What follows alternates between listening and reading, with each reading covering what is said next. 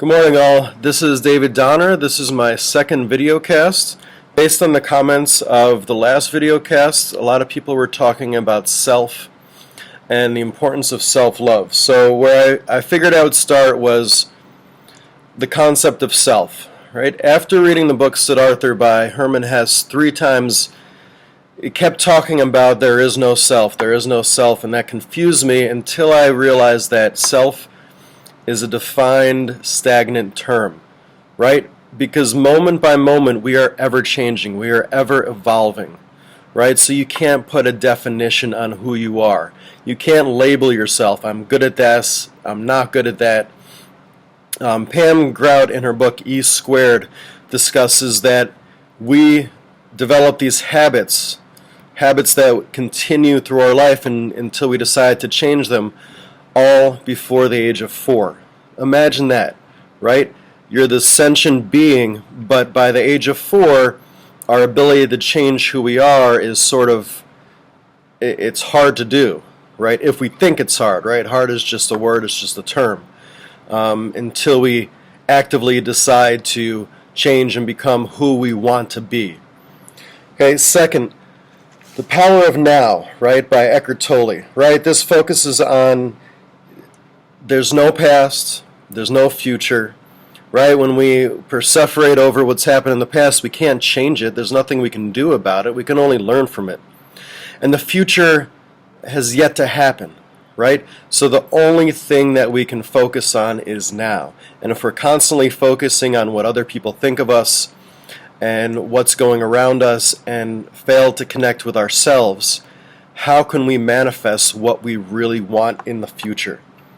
Okay, Abraham says that the only thing that you need to do today, right? We might make a list of 10, 15, 5 things to do in a day. Abraham says the only thing that you really have to do is get in the vortex, right? Once you get in the vortex, you've set your desires to the universe. When you're in the vortex, you're allowing those desires to come to you. And how do you get in the vortex, right? Abraham stresses, first, if you're in a bad place, you go general, right? Think of rainbows, think of dogs, cats, whatever gets you into that happy place. Because in reality, what is not in your happy place is things that you don't have any control of, right? You only have control over your mind. So if you can go general, think of those things that have made you happy. Then once you're in that place, once you're in that good feeling place, then you go specific. What do I really want in life, right? And although the future doesn't exist yet, there's this importance of setting an intention, right? It's extremely important. If any of you have done this, there's a 30-day workbook that Abraham provides, and it's all about in the morning you set these positive intentions. Right, you segment out your day and say, what do you want to accomplish? How do you want to feel? And it's just a great way to lay out your day for something positive and things that you want to happen. And what I've also been doing, and Pam Grout has suggested this in her book, is you make a playlist of happy songs. I used to wake up in the morning depressed, sad. Oh God, what is going to go wrong today?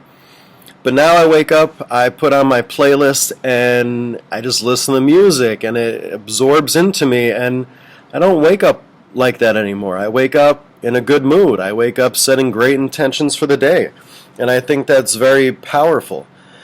But I think it all comes back to self-love. If you love yourself, that's going to emanate to other people, right? Pam Grout also says that the thoughts and the feelings, and so does Eckhart Tolle, though that's energy you're putting out there, right? And that's going to manifest into something, right? And if you're thinking about, oh, all these people are sick around me, they're all sick, well, you're going to get sick, right? If you put that energy out there, everybody is happy, everybody's my friend, everybody's joyful, I'm abundant, I'm wealthy, I'm healthy, right? You're going to get that back.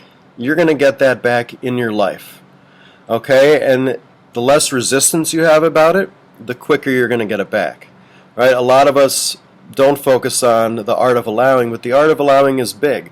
Once you've set your intentions, the universe is going to give it to you. then it's up to you to allow yourself to let go of that resistance. And every time I think about letting go, I do think of the Frozen song "Let It Go," because that's what it's about, right? We all have wants and desires and needs, and the universe knows this. But we have to get rid of our habits that resist it coming to us.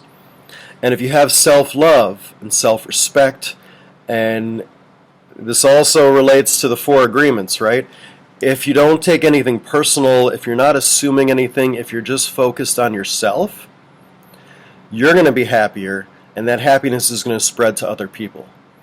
So we've been told that selfishness is a bad thing. I believe that's wrong, right? Selfishness is a great thing, because if you're selfish and you're happy and you're joyful and your intentions are pure and strong and great, that's going to help other people automatically, right? So I want you to think about this, and please, if anybody has any additional comments, please feel free to comment on this post. Thank you and have a great day.